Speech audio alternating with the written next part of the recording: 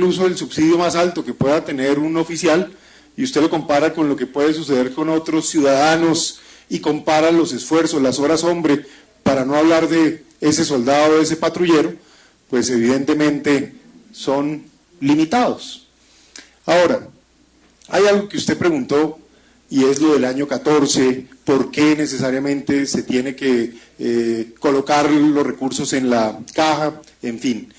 Bueno, eso se definió fundamentalmente por ley, eso se definió en su momento por ley, y lo de, digamos, obligar a colocar esto en la caja, es la razón, para poder mantener un sistema de subsidio, un sistema que garantice que le llegan los recursos a la gente.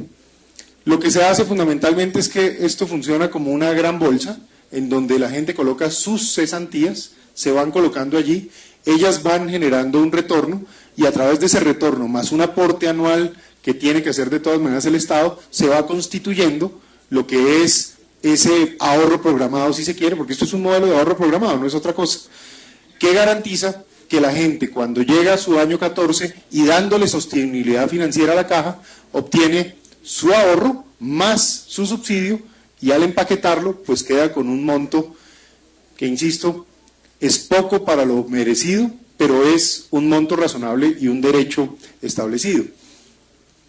Habrá sectores, senador Romero, y usted de pronto conoce algunos de ellos, que dicen que todo lo que se dé a miembros de la fuerza pública o cualquier cosa que se les permita es absurdo, que todo lo que se da para los miembros de la fuerza pública eso es para la guerra, que todo lo que termina en recursos para los miembros de las Fuerzas Armadas son recursos que se podrían gastar en otros sectores y en otras actividades.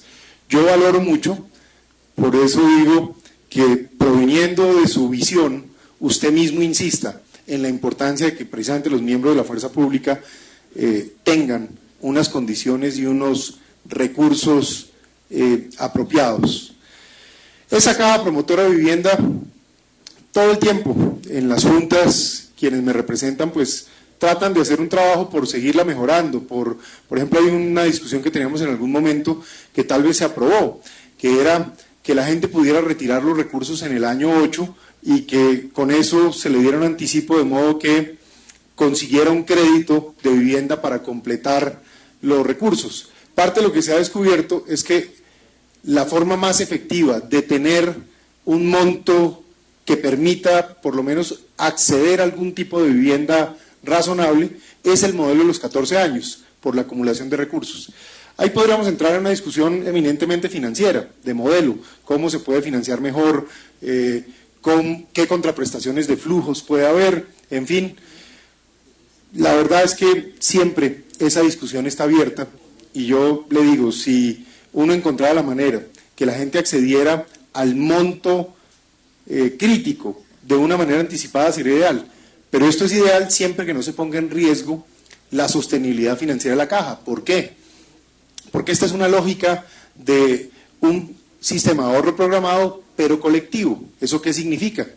Que con la lógica de las colectividades o de los sistemas incluso pensionales que de una u otra manera han funcionado, si usted, digamos, obtiene todos los beneficios para la generación del presente, la generación que viene atrás queda descalzada, si se quiere, en cuanto a esa aspiración, salvo que alguien coja, capitalice y coloque los recursos. Entonces obligaría, y no sería ni mala idea que algún día se discuta, que el gobierno nacional tuviese que colocar unos recursos adicionales para fortalecer el capital de esa entidad, pero también recordar en la discusión fiscal, porque por eso las cosas hay que hablarlas con realismo. El día que uno toma esa decisión, es una decisión que tiene consecuencias para otras decisiones, o en el sector defensa o en otros sectores de la economía. Uno no quisiera que estas discusiones se den en esa dimensión, pero yo creo que es lo que no se puede perder de vista. Senador Virgües, usted hizo un planteamiento específico sobre un decreto que a mí me correspondió firmar. Desde el día que usted me buscó, y de hecho el senador Camilo Romero me había buscado también muy amablemente, en privado me cogió un día y me dijo, oiga, ¿usted por qué firmó este decreto? ¿Esto qué significa? Yo debo reconocer que la primera reacción fue, ahí hay unas razones, pero déjeme, me siento a mirarlas. He consultado tanto los abogados del Ministerio de Defensa como ahora hablaba con miembros de la Policía Nacional que tienen que ver con el tema. Y me dieron la siguiente respuesta. La respuesta puede no generarnos emoción a usted y a mí, y le voy a explicar por qué. Usted porque ha hecho un estudio profundo, y en mi caso, porque como me oyen a mí permanentemente en el ministerio, las únicas respuestas que me satisfacen son cuando la cosa queda a favor de nuestra gente.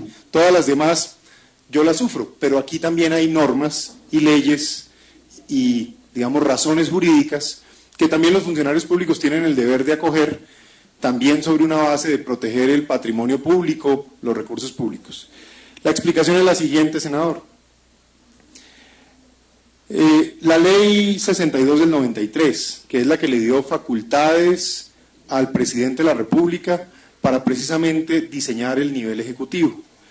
Esas facultades terminaron en el decreto 041 de enero del año 94. Y en esas facultades, o en ese decreto mejor, que origina la carrera del nivel ejecutivo, hago un paréntesis. Yo hace años tengo mis curiosidades sobre la carrera del nivel ejecutivo. Por ejemplo, yo creo que esa decisión se tomó en un momento histórico, estratégico, y fue de la mejor intención, y creo que prestó su servicio. ¿Cuál fue la intención? La intención era que veníamos de la década de los 70s y 80s con una preocupación muy fuerte por un crecimiento del crimen organizado desmedido que terminó, en cierto sentido, por penetrar todos los segmentos de la sociedad. Todos sabemos que no solo nuestra policía colombiana, sino todas las policías del mundo son las más expuestas, por decirlo de alguna manera, las instituciones más expuestas a la calle, porque como ellas tienen que estar en todas partes, tienen que estar al lado del crimen, pues seguramente eso permitió y ha facilitado no solo en Colombia, sino en otros lugares, que esa institución pueda ser más factible de penetrar por la corrupción, en este caso el narcotráfico, que otras. Y esa sensación de preocupación que se dio finales de los 80s, principios de los 90s, donde nos matan candidatos presidenciales, el narcotráfico pues nos pone prácticamente en jaque. Una de las decisiones estratégicas que llevó a los gobiernos de la época, no me corresponde defenderlo como tal, pero interpretarlo y entenderlo, fue esencialmente la necesidad de hacer una reforma a la policía que permitiera dos cosas. Una, hacer una rápida depuración de la institución. Siempre habrá un debate sobre si esas depuraciones, no solo en la policía, sino en cualquier institución, son del todo justas o no.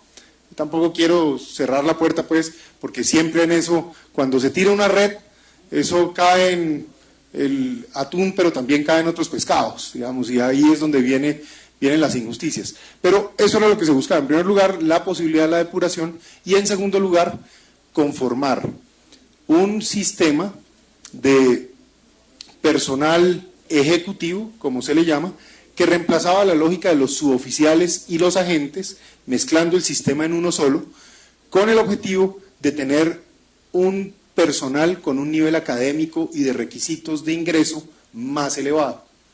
Eso fue básicamente lo que buscaron. Cuando hicieron eso, uno de los elementos que se utilizó en ese tiempo, y fíjense que en ese tiempo todo se vio muy bien, hoy vamos ya para 15 años, 17 años, y de pronto no se ve igual de bien, por eso la historia y las políticas tienen que cambiar y ajustarse a las realidades. ¿Qué impresión me queda a mí? Que en ese momento se vio muy bien porque se logró hacer una depuración. Recuerden que algo así como 10.000 hombres de la policía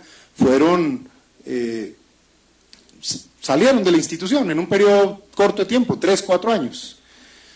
Pero para poder atraer rápidamente un volumen importante de policías, entonces ofrecieron unos esquemas salariales que curiosamente eran más integrales y que en cierto sentido, en un primer momento, daban mejores condiciones que al personal de agentes que se tenía en ese momento y en cierto sentido que a los primeros grados de suboficial. Y se pensó, digamos, con esa lógica integral.